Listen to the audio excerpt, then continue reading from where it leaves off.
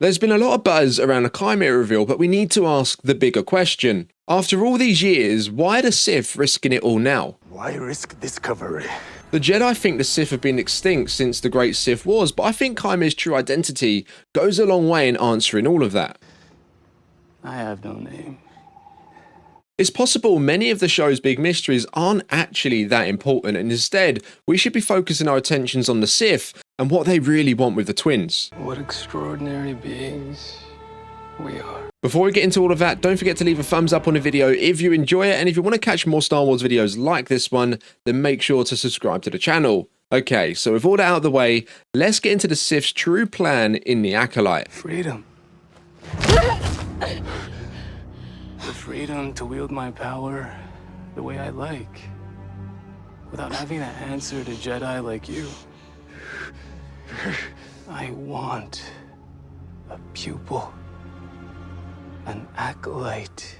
The Acolyte revealed Chimera as the face behind the Sith mask. Not only did he allude to himself as a Sith, but it's also come out since then that he's a Sith Lord, which puts a nail in the coffin of him being the first Knight of Ren, or even an Acolyte himself. After coming to the conclusion that Osha being alive changed absolutely everything, May no longer felt the need to carry out the Sith's wishes of killing a Jedi without a weapon, with her loyalty instead going to her long-lost sister Osha. Now, this resulted in what can only be described as a Jedi bloodbath, with Chimera now needing to tie up any loose ends that risk further exposure to the Jedi Order. But why has he taken the risk in the first place? After all, he told May during their confrontation in episode 5 that she's always been weak. Chimera proved to be more than a match for the Jedi, toying with Master Soul. I've accepted my darkness. What have you done with yours? And killing Jeki and Yord. We saw the twins switch sides, which I feel brings us into completely new territory, with a new set of rules and new motivations. You see, up until now, May has wanted to kill those 4 particular Jedi for revenge regarding what happened to her family. However, now I think her objective is to actually show Osha who the Jedi really are. That's why she's gone undercover disguised as her sister. Killing further Jedi would only push Osha further away. However, if she can reveal the hidden truth, Osha will see the situation for what it really is, and this, intentionally or not, could also complete May's original mission given to her by a master in killing a Jedi without a weapon, as exposing Soul would also kill everything he represents, which is also similar to what Palpatine did to the entire Jedi Order in the prequel trilogy, where he had the galaxy believe they were traitors. Now, all of this plays into the theory later on, so bear that in mind. Now, when we think about the direction the show's going in the future, a lot of it ties directly into the past, but I don't think we've seen the truth of it all just yet. It's clear as day from his confrontation with Soul that Chimera knows way more about Osha's past than she does herself. He alludes to Soul playing a far larger role in the tragedy that unfolded on Brendok than we've been led to believe, which likely directly resulted in the death of the witches. Now, I feel Chimera has this level of knowledge of what really transpired there because he was present too. The whole fortress went up in flames and Chimera has burns covering 3/4 of his arms. It's possible he was the one responsible for saving May. Of course, we didn't see this in episode 3 because that flashback was shown totally from Osha's perspective. But once we see May's version of events, more reveals will come to light. Now, it wouldn't surprise me to learn that Master Soul did perhaps manipulate Osha's mind so that she didn't recall certain events of the tragedy. Please don't do the memory wipe thing or whatever it is you guys do. So we need to think about the 2 main reasons the Sith would be interested in the Covenant in the first place. We know the Sith have often looked at other predominantly dark side Force users to expand their own knowledge of the Force, as seen before with Palpatine and the Night Sisters, and pretty early on we learned these twins weren't conceived naturally. In fact, it's been implied that they were created by what the witches call pulling the thread. But what's more, the twins seem to have an extra special connection through the Force to one another. You're with me, I'm with you. Always one, but born as two. And with the introduction of Kylo Ren's theme at points throughout episode 5, We are. it's totally possible that he was one half of the only other Force dyad we've seen on screen before, that the theme's been put there to tell us that the twins are also part of a Force dyad too. The life force of your bond. A dyad in the Force. Now, these are both elements in the Force that the Sith of this time within Legends were massively interested in, and it's these very interests that pass on to Palpatine in years to come. It's possible the Sith were on Brendok to help in the creation of the Force-conceived dyad, or they might have been there to observe and learn about it. Now, interestingly, Palpatine's master Darth Plagueis tried to create a Force dyad between himself and a young Palps, and well, we all know how he also tried to use the Force to create life too. So we know before The gift of life!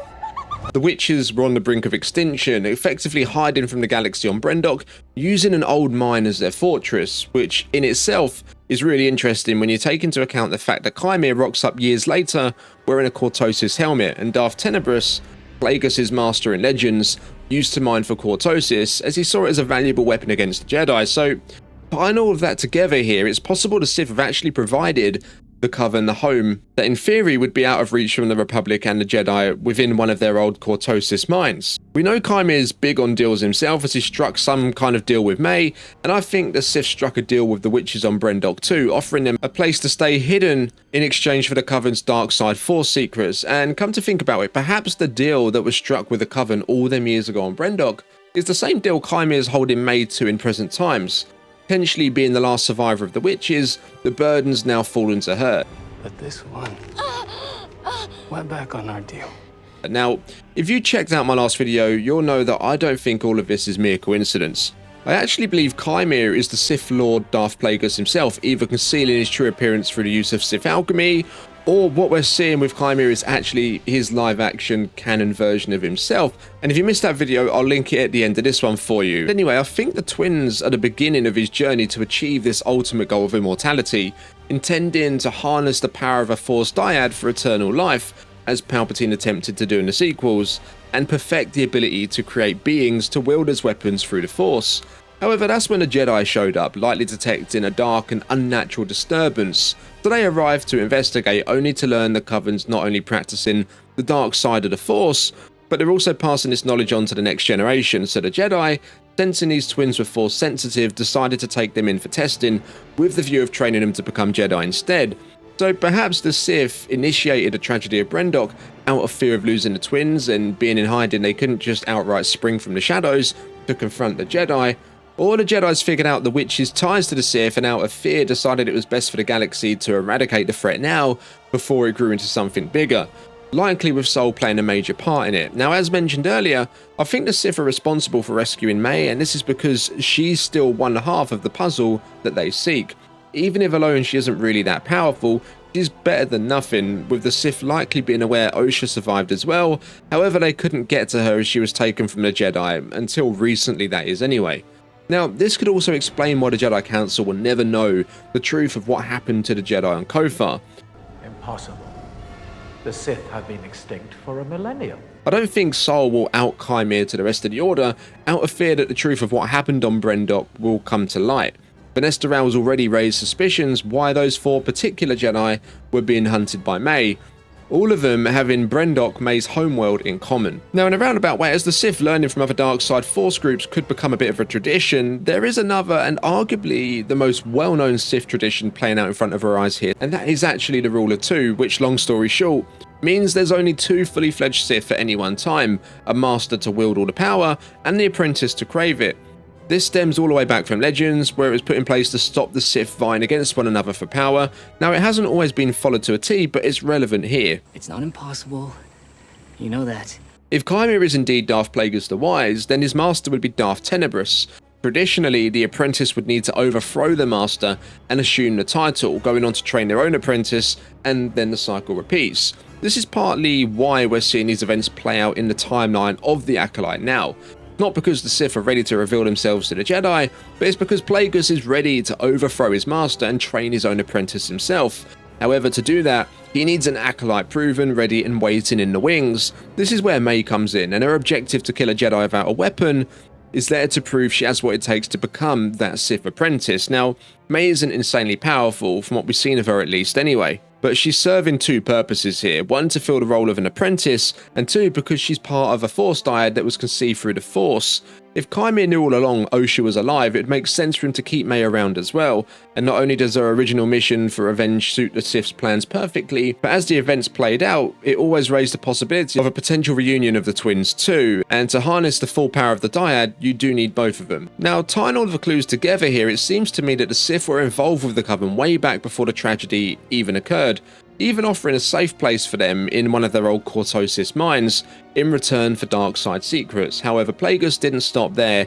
He didn't just want to learn how to do this stuff, he wanted to take the twins for himself. I feel the Jedi sensed the growing darkness around the Coven and decided to take action before things got out of hand, with the twins being split up and training on opposing sides. However, the real long game here from the Sith has always been to get Osha on their side too, which now we've seen both twins swap masters, I think will happen.